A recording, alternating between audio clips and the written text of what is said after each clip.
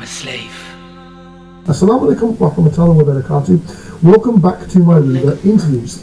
Today I have young Christopher, who's just a little over 14, converted to Islam, and I'm going to ask the Revert questions as I do to many of the Revert people. And for everyone on YouTube, thank you for coming to see my Revert interview. So first questions first, Christopher. Assalamu alaikum wa rahmatullahi wa barakatuh. Assalamu alaikum. Why or did you explore Islam before reverting, or what was your primary motive? Right, so take you back a few years. So I was a Catholic, Roman Catholic. I was baptised, I did reconciliation, and I did my communion. Around the time that you make your confirmation, that was about 2020, I sort of just lost interest in religion altogether. Okay. And I just didn't really think that any God existed whatsoever. It's quite funny. My story is quite different from a lot of people's story. A lot of people have, more like stories where it's like happens quite often, but mine, the football team that I support, Celtic, were doing campaigning for Palestine. Oh, okay. And so I was researching Palestine, and I had a TikTok raising awareness about Palestine, and obviously 95% of all Palestine is completely Muslim. So when you're looking at Palestinian videos gradually on TikTok on the For You page, you'll start seeing Muslim videos as well. Yeah. So gradually I started seeing that. By the nature of defending the Palestinians, you saw. Yeah, I came across the Muslim community as a whole. And at first, I was considering myself more as like an ally of like Muslim people.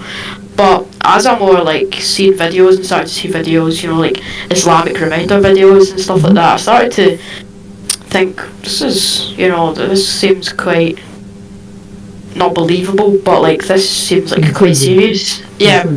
So I researched it, and I started like looking, and then I was out on the street and I seen this, the English translation.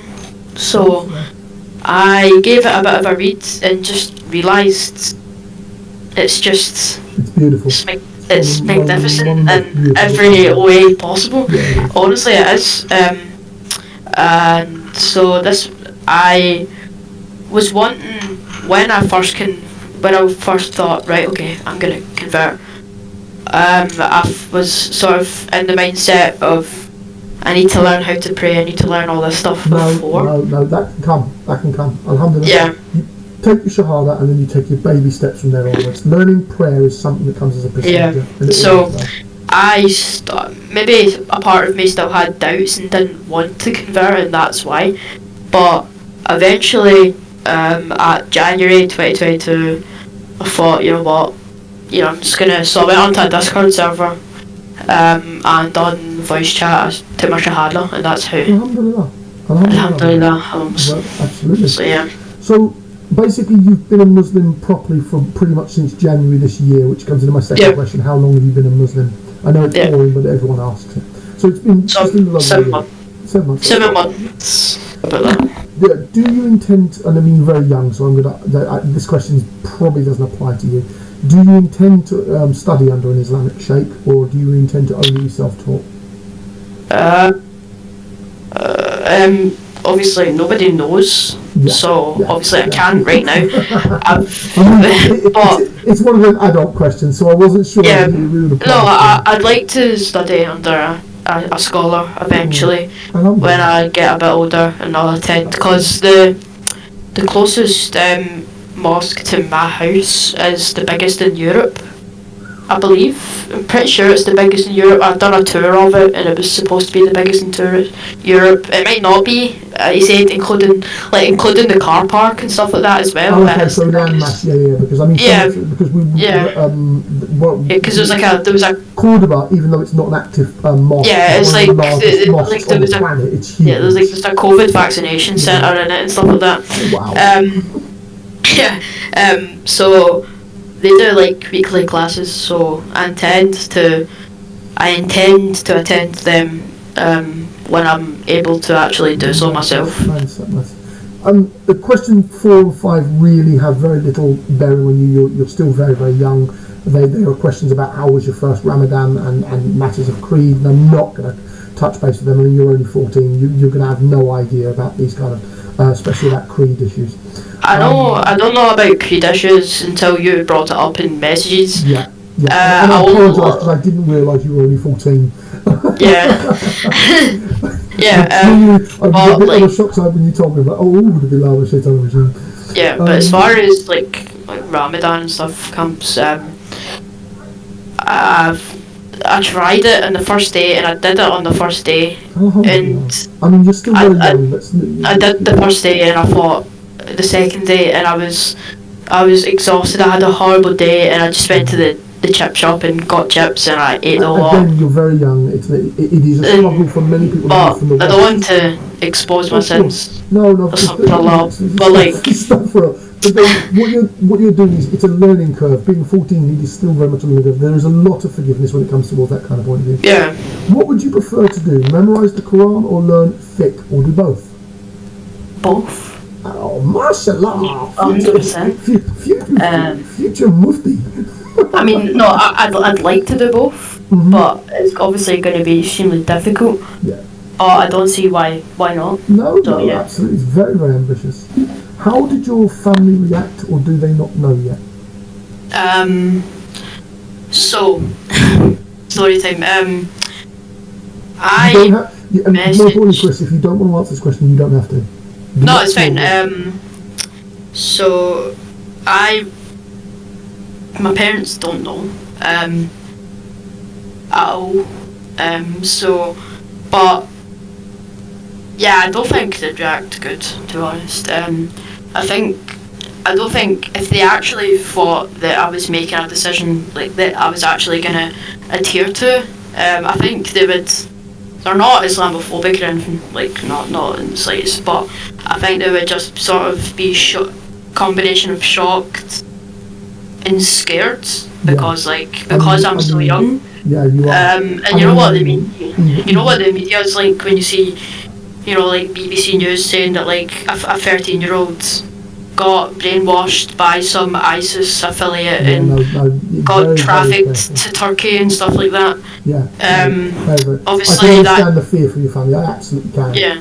I mean, obviously that doesn't happen. Of course, it doesn't. I mean, the rare occasions they do happen. Yeah. It's quite terrifying. And I completely share your parents' fear. I genuinely would. Yeah.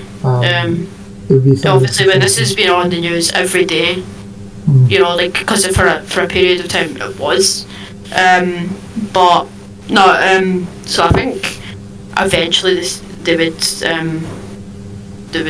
be okay with it.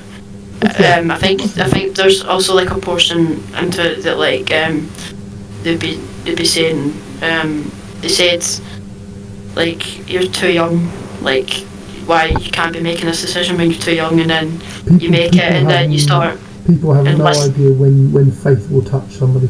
People don't know. So, but yeah. I mean, we're two very, very different spectrums of that. I mean, I was Catholic for 20 years.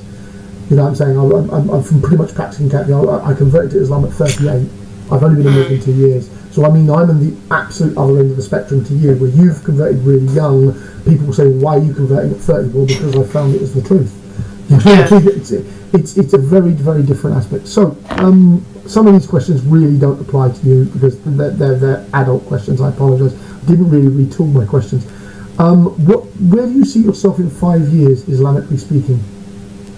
5 years, hopefully I still don't really know how to pray, like, at all.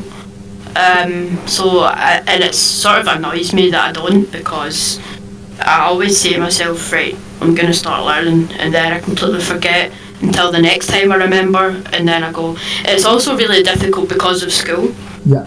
Because the only time, even if like I could ask to, if I go to my, let's say if I go to my guidance teacher and say, can I get a pass to go out 5 times a day? because I can't just ask to go to the toilet and then go and do Salah in the toilet when there's like pee on the ground and stuff like that. That's disgusting. No, it's disgusting. And the toilets in my school are particularly disgusting, and there's people vaping in it and all that. So yeah, definitely not a good choice. So I'd hope to be attending weekly classes and know how to pray. Definitely. I would take your time, and many people disagree with this advice, but I'm Catholic, my family's Catholic myself. Take your time in when and if you want to tell your parents. I just feel that that's something that they may have difficulty dealing with, so if you want to, there is never a wrong or right time to doing it, Chris. Yeah. My advice to you is to take it when you're ready. They're not, I don't think they would like a lot of some people would like disown. Some people's parents would disown them if they said that. I don't think that like they would disown me or anything like that. I don't think they'd like stop talking to me or kick me out. But I just think they'd be a bit shocked and worried. Shocked. Yeah, no, completely. Yeah, and then worried. Not even because they think that some person is going to traffic me to Turkey to go into Syria, but also because I'm making a decision that completely changes everything. Yeah, no, it does. Drinking's haram, pork's haram. Yeah. It's a big life-changing decision. It's absolute. Yeah. I mean, and it's difficult as well when you're, the people at my age are now at the point where they start, like in my school, my friends have gotten to the point. A lot of my questions just don't apply to you because there are things that you'd expect adult reverts to do that you wouldn't. So, do you miss pork? Do you miss pork bacon? Yes. So you're not alone. I used to have almost like every day. I used to have bacon sardines, pieces and bacon for dinner and the breakfast and stuff, and it was so good. And it's been quite difficult, and there's been points where I've said to myself like, well, I'm not even like, see, I keep getting these thoughts like, well, the chicken and the beef that I'm eating isn't halal anyway, so it's not any worse if I just eat bacon. So I keep getting those thoughts, but in essence, the reason we don't eat bacon, Chris, is because it's from pigs aren't unclean animals. Who are disgusting. Generationals ago, they were used as human trash compactors. Yeah. And we would use them to get rid of human waste. And when you've done that for thousands of years, and humans have been using pigs like that for thousands of years, it's an unclean animal for us to consume for those very reasons. I mean, the logic behind it is very, very clear. Alcohol affects our inhibitions, and that's another reason. Like you lose the sense of being able to control yourself. This is why people can get blackout drunk and stuff like that. And you do stuff that you wouldn't even remember. So there are reasons why these innovations exist. To be fair, Chris, most of the rest of these questions have very little impactable position to you, so I'm just going to get rid of them. Because they're designed for people who are not my age group, but are in their 20s and have done a haram life. You're so young, they just literally have no implicating point. Well, you can ask for them and I might be able to answer a few. Is there anything in haram that you regret, that you struggle to give up? Music. 100% music. I listen to... There are different opinions on music. Yeah, but the music that I listen to is like 100%. There is no difference of opinion. It's 100%. Because it's real. It's that kind of music. Yeah, I like Oasis. I love Oasis. They're my favourite bands ever. But I mean, a lot of it's about drinking and getting in haram relationships and stuff like that. Yeah. Like chasing girls and who are rap music, broken up with them, and then rap music as well. It's just as bad. Especially London rap music, where it's even it's brothers as well. Like it's also a lot of them are people who are Muslims. And I know. When you listen to that, they get a sin for it as well, which is not great either. But it's just difficult, because it's something that impacts your life so much, and then like that, it's just gone. It's quite. But prayer allows us to remove sin. Chris, if you didn't know, when you pray to Allah subhanahu for forgiveness, He gives and is most merciful in His forgiveness. You still there? I think I may have lost communications. Chris, you still there? Yep, I'm here. I see that. Oh, there we are. I had a connection issue. Oh, this video is going to be very spotty for people to look at. Do you feel it is an excellent question. Do you feel burdened or pressured to live a double life, double lifestyle as a revert? See, this is sort of because I haven't really been praying and stuff like that, because I am like quite new to the religion as a whole. It's not been as difficult for me. However, like when I really did, you can see it's going to really be difficult. When I during like the Ramadan now, and then I tried it, and then there's no point in fasting and not praying, so I was like really like trying to pray. I had like a guide there and stuff, and my mum and my dad were like, "Why are you not eating?" And like as soon as I woke up, I went downstairs and ate an Easter egg. And I remembered, I was like, oh my god, I spat it out, I sprinted outside, I spat it out into my mouth and threw it away as far as I could. Brother, and I was let me be fair, as a very young Muslim reader, I would say because of your youth, you're not of yet what we would call maturity. I would say by the time you're 16, 17, even though you're wanting to try things, there is reward for the attempt. You are being rewarded for the attempts to actual fast. Fasting is for mature adults who have come into their age. Our sisters have allegiances because of their time of the month. They don't have so much of an issue on this. So the fact that you're even attempting it is, mashallah, it's beautiful. It's very, very beautiful. Do not feel burdened with that at the moment. I would highly advise you to concentrate on your prayer, concentrate on on getting salat down, of getting Al-Fatiha down, Bismillahir Rahmanir Rahim, Alhamdulillahi Rabbil Alameen, I'm falling over now. Give me 2 seconds.